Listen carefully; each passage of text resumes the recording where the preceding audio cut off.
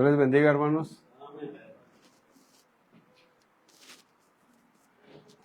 Bien, vamos a iniciar en esta noche la meditación en la palabra de Dios. Estamos en la primera carta del apóstol Pedro. Es una carta universal, es decir, a todas las iglesias.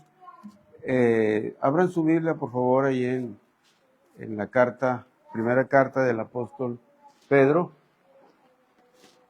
La vez pasada vimos una semblanza del breve del apóstol Pedro, ¿sí? Hablábamos de su carácter, su forma de ser antes y después, ¿sí? Antes de pasar por un proceso de santificación, donde hablábamos de que era un hombre cuando empezaba con más defectos que virtudes, pero después, transformado por el Señor, llegó a ser un apóstol amoroso, un apóstol pilar en la iglesia, y claro, ya transformado por el Señor.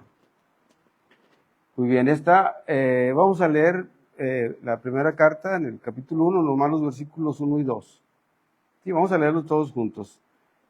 Dice: Pedro, apóstol de Jesucristo, a los expatriados de la dispersión en el Ponto, Galacia, Capadocia, Asia, Bitinia, elegidos según la presciencia del Dios Padre en santificación del Espíritu, para obedecer y rociados con la sangre de Jesucristo.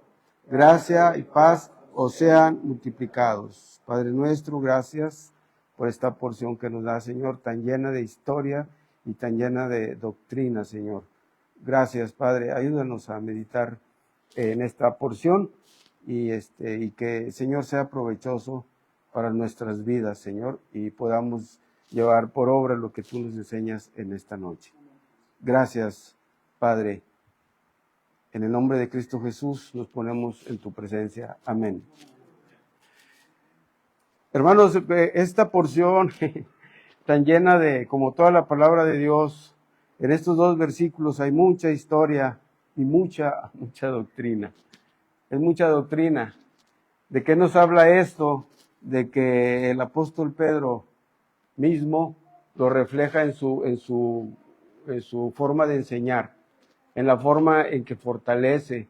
El propósito de esta carta es animar al pueblo de Dios, la iglesia, de la iglesia primitiva que pasaba por situación de persecución, situaciones muy difíciles, sí, por las que pasaban. La historia, no nos vamos a meter mucho, pero la historia habla de cómo, por ejemplo, un rey Nerón los echaba a los leones a los cristianos, pero los cristianos morían alabando, fíjense, al Señor. Amén. A propósito, el texto clave de esta carta, vamos a leerlo, 1 de Pedro 4:1. Sí, dice, a ver todos: puesto que Cristo ha padecido por nosotros en la carne, vosotros también armaos del mismo pensamiento, pues quien ha padecido en la carne terminó con el pecado. Fíjense, quien ha padecido por la carne terminó con el pecado. Obviamente aquí hay mucha profundidad en la doctrina, ¿sí? De cómo Cristo padeció por nosotros, no por su pecado propio, sino porque Él no lo tenía, sino por el pecado de nosotros.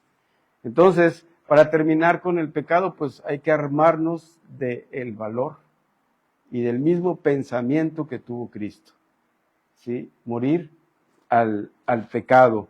Bien. En la vida del apóstol Pedro, obviamente, y en su testimonio y en su carta, ejerce un peso sobre su vida. Hermanos, lo que creemos tiene que ver mucho con la historia. La historia es bien importante. Dice por ahí un dicho: que no conoce la historia está propenso a repetirla, ¿sí? Y no salir del mismo error. Entonces, ahorita yo no le dije al hermano Enrique sobre la lectura, pero casualmente leyó en el mismo contexto, pero en otro salmo. Y me gustó mucho oírlo, porque dice, bueno, no voy a leerlo todo, pero en el Salmo 100, versículo 4, dice, me gustó mucho porque dice que entremos por sus atrios con alabanza, ¿verdad? Así dice. Si alguien lo tiene y lo quiere leer.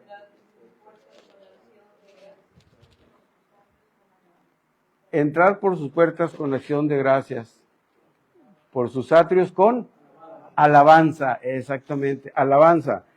Y sigue hablando del deseo de Dios, y no se lo dice, según el texto, no se lo dice nada más al pueblo judío o a la iglesia, se lo dice a todas las naciones. Yo en mi lectura, que lo voy a leer, lo voy a dar un repaso así rápidamente, está en el Salmo 67. Hay mucho que hablar sobre el tema, pero en el Salmo 67 lo resume en 7 versículos lo que es el propósito de Dios, el propósito eterno de Dios, el propósito de por qué ha hecho todo lo que ha hecho, ¿sí? ¿Por qué la creación? ¿Por qué creó a los ángeles? ¿Por qué nos creó a nosotros? Salmo 67 dice, Dios tenga misericordia de nosotros y nos bendiga, haga resplandecer su rostro sobre nosotros, para que sea conocido en la tierra tu camino y en todas las naciones tu salvación. Te alaben, te alaben los pueblos, oh Dios, todos los pueblos te alaben. Versículo 5 lo vuelve a repetir. Te alaben los pueblos, oh Dios, todos los pueblos te alaben. Hermanos, es importante conocer el propósito principal de Dios, ¿sí? Es precisamente que todos le alabemos. Ese es el propósito principal, ¿sí? Para esto hay que ganar almas, claro. Pero en el plan general de Dios es que todos le alabemos, que le alaben todas las naciones, todos los pueblos le alaben. Entonces, en el versículo 3 de este texto, 67, en el versículo 2, dice, para que sea conocido en la tierra tu camino, en todas las naciones tu salvación. ¿Sí? Entonces, el propósito de Dios es que todos le alabemos, pero Dios no recibe alabanza de los pecadores. ¿Sí? No recibe alabanza de los inicuos, de aquellos que están en su contra. Entonces, ¿qué necesita? Pues necesitan la salvación. Entonces, entre la alabanza a Dios y nosotros se interpone el pecado. Por eso Dios quiere que todas las naciones se salven. Que todas las naciones se salven. Es un trabajo propio de la iglesia. El propósito de Dios para todas las naciones, ¿sí? Es alabarle. Pero también dice en Juan 9:31, aquel ciego que Dios alivió, que Dios le dio la vista, y le cuestionaban quién es el que te alivió, y pues él no se dio cuenta, pero después supo que había sido el Señor. Pero a él lo cuestionaban los fariseos, pero él les dijo, sabemos que Dios no oye a los pecadores, pero si alguno es temeroso de Dios y hace su voluntad, a ese oye. Y bueno, en Isaías 59 también dice que el pecado hizo división entre nosotros y Dios. Entonces, el pecado está entre Dios y nosotros. Pero, hermanos, ¿por qué menciono todo esto? Y les digo que está cargado de la historia, porque el apóstol Pedro,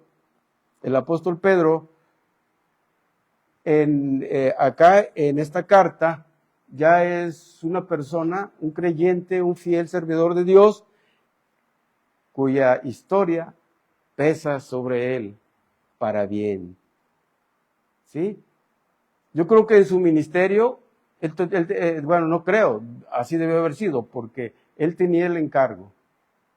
Porque cuando ya mencionamos la vez pasada que el Señor le dijo, Pedro, Satanás me ha pedido tu alma para zarandearla, pero yo he rogado por ti y vuelto, ¿sí? Conforta, afirma, confirma a tus hermanos.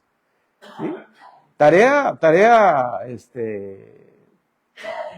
exhaustiva, tarea que requiere trabajo. ¿Sí? Y eso es lo que está haciendo Pedro en esta carta. ¿Sí? Cuando yo creo, les decía yo de la historia, nunca hay que olvidarla para hacernos responsables del encargo que nos ha hecho el Señor. Sí, por eso cuando el Señor le dijo a Pedro, Pedro, ¿me amas? ¿Qué le dijo? Apacienta mis corderos. ¿Sí? Y se lo dijo 3 veces. Y yo creo que esto es historia que pesa en el corazón del apóstol Pedro. Entonces, es bien importante la historia. ¿Por qué les digo también esto? Porque, de hecho, la enseñanza por hoy, en este pequeño mensaje, así le puse, lo nombré el peso moral y espiritual en el creyente. El peso moral y espiritual de la historia en el creyente, no lo dije de jalón. El peso moral y espiritual en la historia del creyente, ¿sí? Entonces, la historia, hermanos, pesa mucho. Por algo el Señor dijo que estas cosas están escritas, ¿sí? Para que nosotros, se me fue el texto. O sea, lo del Antiguo Testamento. Amén. ¿Sí? 1 Corintios. Muy bien. Entonces, vamos a leerlo porque no lo tengo anotado allí, ahorita lo voy a poner. 1 Corintios.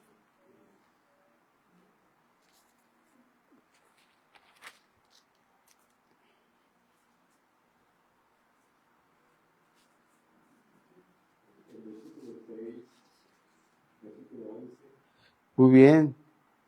El 6 y el 11 dice, más estas cosas sucedieron como ejemplo para nosotros, para que no codiciemos cosas malas como ellos codiciaron. 1 Corintios 10, 6 y 11. Vamos a leer el 11, hermanos, ¿lo tienen por ahí? Dice, todos, y estas cosas les acontecieron como ejemplo y están escritas para amonestarnos a nosotros, a quienes han alcanzado los fines de los siglos. Ven, hermanos, para eso fueron escritas, para los que hemos alcanzado los fines de los tiempos. Y hoy ya estamos, hermanos, más para adelante que para atrás. Está cerca el amanecer, ¿sí? Entonces, sin duda que fueron escritas para nosotros. A mí me llamó mucho la atención este dato histórico que están implícitos en este pasaje. Vemos en el versículo 1, el versículo 1 de 1 de Pedro, dice, Pedro, apóstol de Jesucristo, a los expatriados de la dispersión, en el Ponto, Galacia, Capadocia, Asia y Bitinia. Les decía que hay mucho contenido aquí, histórico y doctrinal.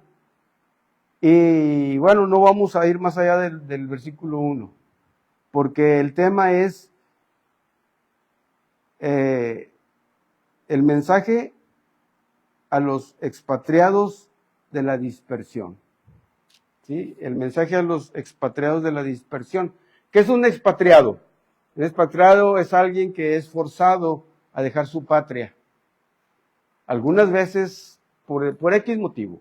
Hoy vemos muchos migrantes, está sucediendo en todo el mundo, que están siendo, en algunos casos, voluntariamente se van de su patria. Otras veces la persecución es oficial. ¿Sí? En el tiempo apostólico ya había mucho judío esparcido por todo el mundo conocido. Ya había muchos. ¿sí? Pero aquí está hablando particularmente de los expatriados perseguidos por los gobernantes, sobre todo los romanos, ¿sí? Exactamente está hablando de ellos, de un grupo de lo que ya es la iglesia primitiva, y están siendo perseguidos y se dispersaron por allá por Asia Menor, se esparcieron por allá, y me llamó la atención esta palabra, la dispersión. Las palabras, aún las palabras aisladas así, una sola palabra, tiene mucho significado. Y cuando, hermanos, bueno, para entender cuándo fue la primera vez que hubo una dispersión de parte de Dios, no fue aquí.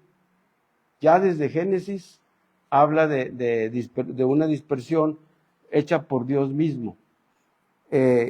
Hermanos, en la palabra de Dios, les decía, el propósito es que alaben a Dios, y en el libro de Génesis, en Génesis capítulo 1, versículo 28, dice, hablando de cuando Dios hizo a Adán y Eva, les dio un mandato. Estamos hablando todavía, no ha caído en el pecado, no han caído en pecado, pero Dios les está dando un mandato. Y este mandato que les dio fue, ¿alguien lo tiene? Les bendijo Dios y les dijo, fructificaos y multiplicaos, llenad la tierra, sojuzgadla y señorad en los peces del mar, en las aves de los cielos y en todas las bestias que se mueven sobre la tierra. ¿Cuál era el encargo? Creceos, multiplicaos, henchid la tierra. Crezcan, pueblen toda la tierra. Ese es el mandato. Pero en la historia bíblica vemos que en el capítulo 6,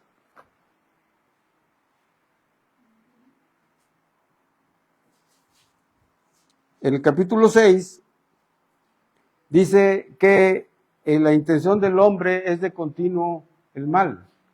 Acuérdense, entró el pecado, cundió, llenó toda la tierra y el hombre buscó de continuo el mal. En capítulo 6, versículo 5, a ver, ¿lo tiene? La maldad de los hombres era mucha en la tierra, y que todo designio de los pensamientos del corazón de ellos era de continuo solamente el mal.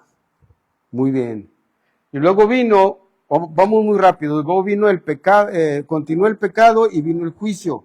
En el capítulo 7, hablando de Noé, como Dios mandó el diluvio. Pero, ¿qué pasó cuando terminó el diluvio y por fin pudo pisar la tierra?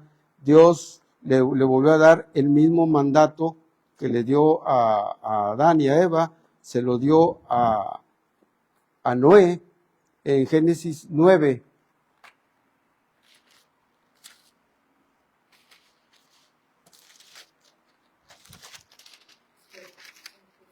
En Génesis 9, versículo 1, dice, bendijo Dios a Noé y a sus hijos, y les dijo, fructificaos, multiplicaos y llenar la tierra. Bueno, en el 7 también, mas vosotros fructificaos y multiplicaos, procrear abundantemente en la tierra y multiplicaos en ella. Si se fijan, es el mismo mandato que Dios le dio a Adán y a Eva, esparcirse, poblar la tierra, ¿sí? Pero ¿saben una cosa? En Génesis 10 del 8 al 12, bueno, se lo voy resumiendo porque es mucha cita, pero el mandato que le dio a Noé era multiplicarse, pero nuevamente vino el pecado a la familia a Noé y su familia. Y de los hijos de Noé, que fueron Sam, Cam y Jafet, uno de ellos, Cam, tuvo un hijo que se llamó Cus, y luego de él nació un personaje llamado Nimrod. Nimrod Nimrod dice que es poderoso cazador delante de Jehová. Y esta expresión es de que se opone a Dios. Delante de él, se pone delante de él. O sea, habla como de reto. ¿Sí? ¿Quién es este hombre? Este hombre hizo un invento que hizo mucho daño a los planes de Dios. Bueno, Dios lo permitió. Y hasta la fecha sigue haciendo daño. Él fue un hombre que inventó las ciudades amuralladas, el confinamiento de muchas personas en un área. ¿Sí? Cuando hay muchas personas en un área se generan muchos problemas. Dios dijo que se esparcieran y que poblaran la tierra. Pero Nimrod, poderoso cazador, posiblemente sus técnicas de caza y defenderse de los animales, porque Dios también usa las fieras para controlar al hombre. Y seguramente inventó las ciudades amuralladas y la gente hacinada en un lugar, se crean muchos problemas hasta la fecha.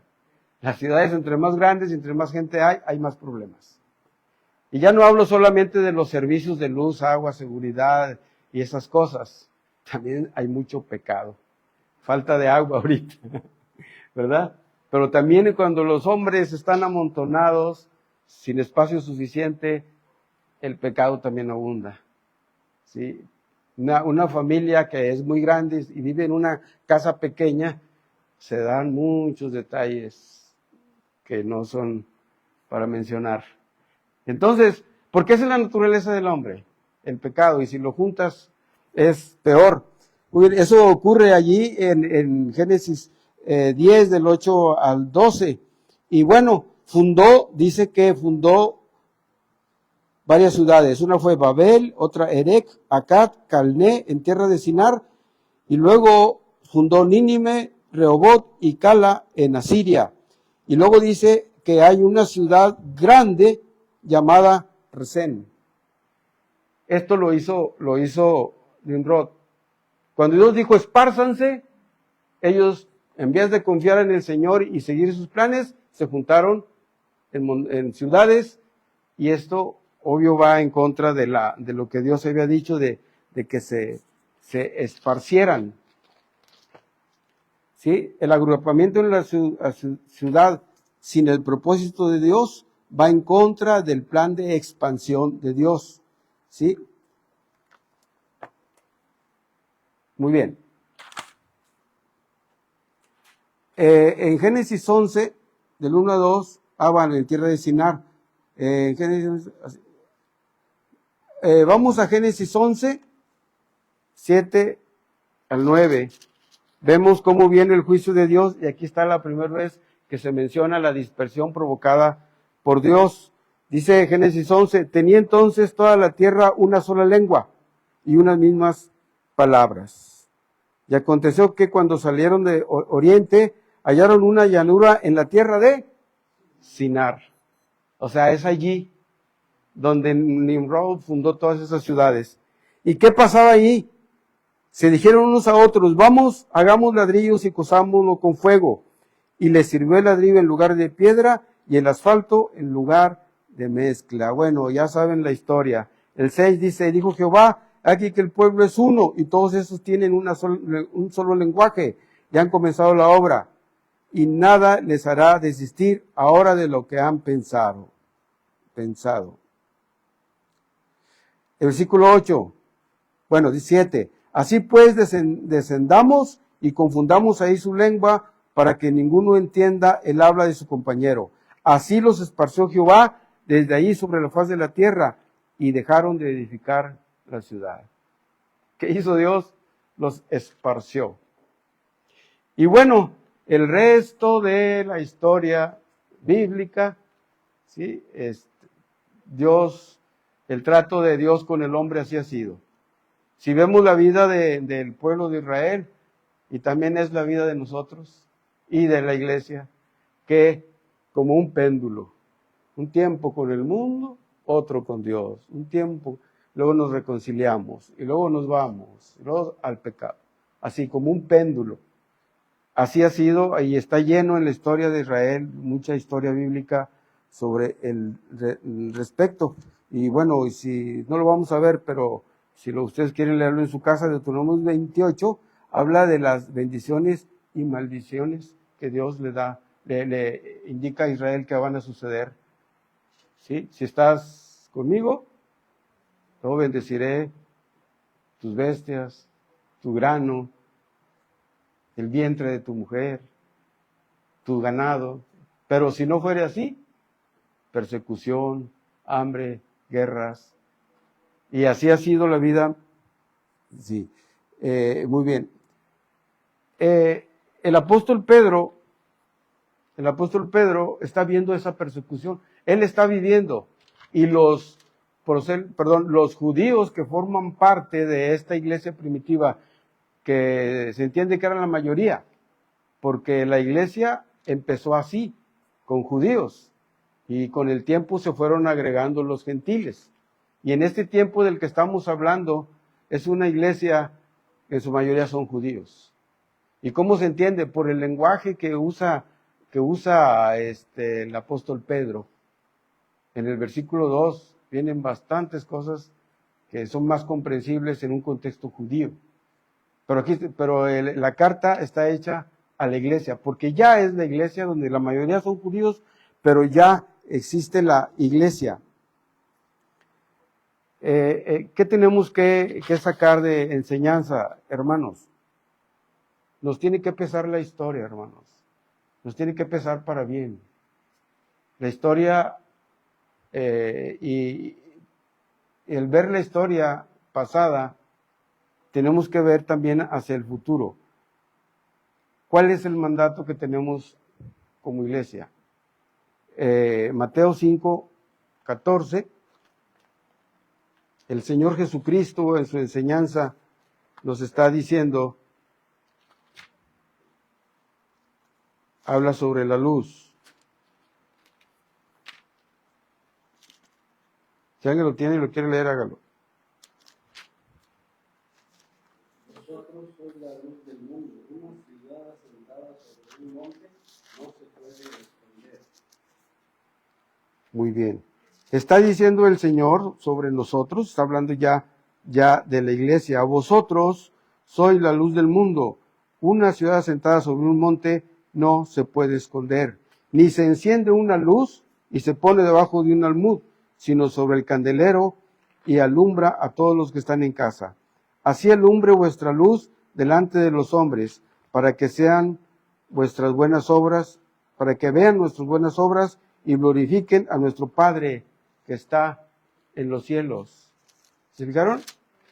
Sí, está hablando de que somos la luz del mundo y no debemos escondernos ni esconder nuestro testimonio, ¿sí? Sino que estar en un candelero y alumbrar a todos los que están en casa. Así alumbre vuestra luz delante de los hombres para que sean vuestras buenas obras, vean nuestras buenas obras. Y luego dice, y glorifiquen a nuestro Padre que está en los cielos, porque al último ese es el propósito final, que glorifiquemos a Dios. Pero para glorificarlo necesitamos llevar la luz, llevar el Evangelio, la luz del Evangelio, para que sean salvos. Y de esta manera podemos glorificar a Dios. En Apocalipsis, capítulo 1, aquí hablaba de poner la luz en un candelero. En Apocalipsis, capítulo 1, versículos 12 y 13, dice, hablando de esta visión que tuvo el apóstol Juan sobre Dios omnipotente, dice el versículo 12, y me volví para ver la voz que hablaba conmigo, y vuelto vi 7 candeleros de oro, y en medio de los 7 candeleros a uno semejante al Hijo del Hombre, vestido de una ropa que llegaba hasta los pies y ceñido por el pecho con un cinto de oro. Versículo 16, y tenía en su diestra 7 estrellas, y de su boca salía una espada aguda de 2 filos, y su rostro era como el sol cuando resplandecía en su fuerza.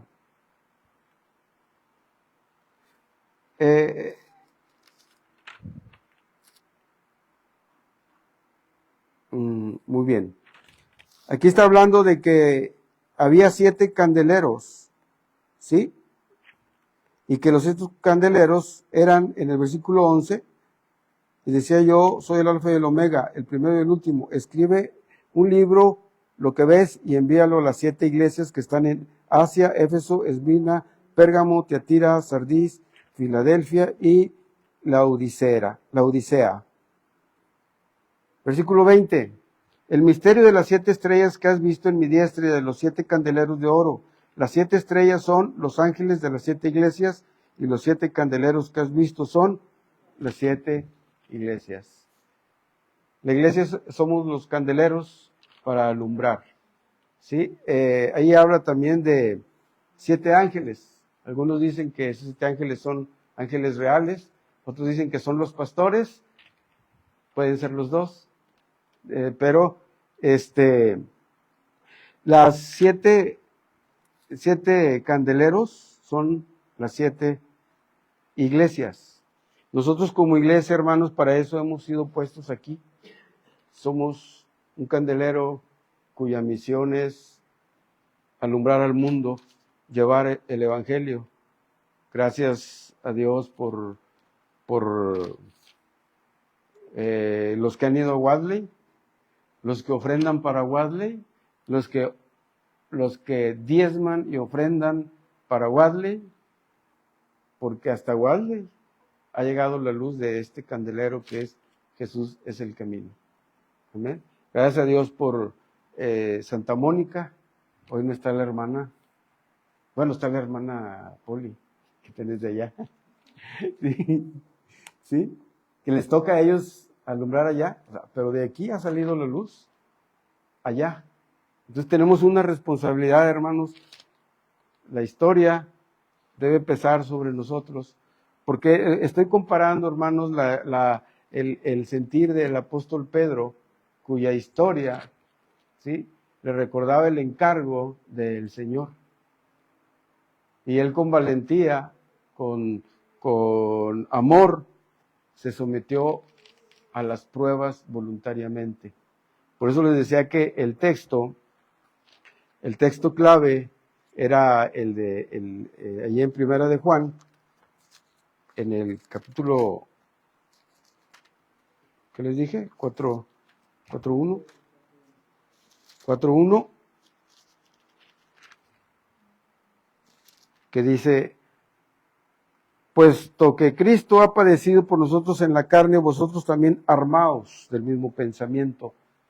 Así como Pedro se armó del mismo pensamiento. ¿Cuál pensamiento? Pues la decisión de acabar con el pecado mediante la prueba. Sí, eso fue lo que hizo el Señor Jesucristo. Entonces tenemos un encargo allí. Vamos a ver en Apocalipsis 2:1, vamos otra vez. Una recomendación que Dios hace a la iglesia de Éfeso. En esa carta, en estos mensajes de las 7 iglesias, hay siempre un reconocimiento por su trabajo, pero también hay alguna amonestación, algo que deben de cambiar, algo que deben modificar. En Apocalipsis capítulo 2, versículo 1. ¿Lo leamos, hermanos? Dice: escribe a la iglesia en Éfeso, el que tiene las 7 estrellas en su diestra, el que anda en medio de los 7 candeleros de oro, dice Escoto: yo conozco tus obras y tu arduo trabajo y paciencia, y no puedes soportar a los malos, y has probado a los que se dicen ser apóstoles y no lo son, y los has hallado mentirosos. Fíjense el versículo 4. Pero tengo contra ti que has dejado tu primer amor. Recuerda, por tanto, de dónde has caído, y arrepiéntete y haz las primeras obras, pues si no, vendré pronto y quitaré tu candelero de su lugar, si no te hubieres arrepentido. Has dejado tu primer amor. ¿Cuál es aquel primer amor, hermanos? Es cuando hemos recibido a Cristo y a todos les queremos hablar de Cristo. A todos los queremos evangelizar. No sabemos cómo, pero lo hacemos, porque estamos en el primer amor. A todos les queremos decir que hemos recibido a Cristo en nuestro corazón y está cambiando nuestras vidas. Y le dice, recuerda por tanto de dónde has caído y arrepiéntete y haz las primeras obras, pues si no vendré pronto y quitaré tu candelero de su lugar.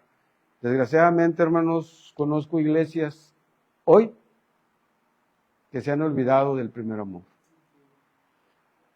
Iglesias que ya no predican, ya no tocan puertas, ya no tienen misiones. Acabo de platicar con algunos conocidos de otras iglesias, ¿sí? Y les digo, oye, ¿y cómo van? Ya están abriendo misiones. No, hermano, no. Y le estoy hablando de que tienen así casi lo que tiene esta iglesia, esa iglesia se fundó más o menos cuando se hizo esta. Van a ser 30 años y no han tenido una sola misión. Es muy triste. Y otras, conozco otra de la cual también acabo de platicar con algunos de ellos y han dejado el primer amor y hasta la doctrina, que ya ni siquiera le nombran iglesia. ¿Sí? Me platicaba un miembro de ahí, me dice, es que yo le dije, esto no se debe hacer en la iglesia, algo que estaban haciendo, no voy a decir qué, algo que estaban haciendo en la iglesia. Y la respuesta de uno de los líderes fue, bueno, es que esta no es iglesia, es un centro de estudios. Entonces, es muy triste, hermanos. No le dan importancia a la historia que está aquí. La historia nos da responsabilidad. Y no podemos evadirla, no se vale. Es deshonesto espiritualmente. Es deshonesto. Y me dio mucha tristeza escuchar eso, pero bueno, no queda más que orar por ellos. Primero de Pedro 4:5 dijo, dice desde el versículo 4, refiriéndose a las pruebas y a la persecución, dice, a estos les parece cosa extraña que vosotros no corráis con ellos en el mismo desenfreno de disolución y os ultrajan, pero ellos darán cuenta al que está preparado para juzgar a los vivos y a los muertos. Hay que recordar siempre el juicio de Dios. ¿Se acuerdan lo que le dice a los jóvenes en Eclesiastés 12? Mira, anda por tus caminos y mira con tus ojos lo que te plazca, pero toma en cuenta que sobre todas estas cosas te juzgará Dios. Entonces, tenemos un encargo, hermanos. Entonces hay que hacernos cargos de ese encargo, honestamente. Hay muchas formas de hacerlo, ya sea orando, diezmando, ofrendando, yendo personalmente. ¿Sí? Meditemos. ¿Qué dice del Salmo 19:14? ¿Alguien se lo sabe de memoria? Sean gratos los dichos de mi boca y la meditación de mi corazón delante de ti, oh Jehová, roca mía y redentor mío. Cuando habla de meditación, habla de esto, hermano, de meditar. Medita en la historia, medita en la doctrina, medita en el encargo. ¿Sí? Y yo creo que eso es lo que nos mueve